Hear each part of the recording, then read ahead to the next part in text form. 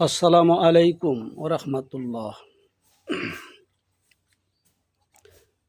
আপনি তসবিহ জপছেন, দুটা ঠোঁট নাড়াচ্ছেন, কিন্তু অন্তর যদি যে নামের তসবিহ জপছেন সেই নামের প্রতি মশগুল না থাকে, সেই নামের একাগ্রতা না থাকে, সেই জিকিরে আপনার মন যদি নিবদ্ধ না থাকে, আপনার মন যদি অন্যদিকে চলে যায়, তাহলে এই তসবিহ আপনার জন্য আল্লাহর লানত নিয়ে আসবে।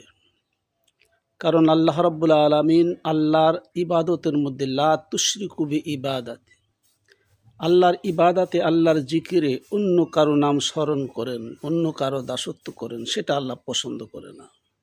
সুতরাং আল্লাহর জিকিরে মশগুল থাকুন, আল্লাহর জিকিরে সর্ব অবস্থায় থাকুন, আল্লাহর নিয়ামত আপনার উপরে বর্ষিত হবে।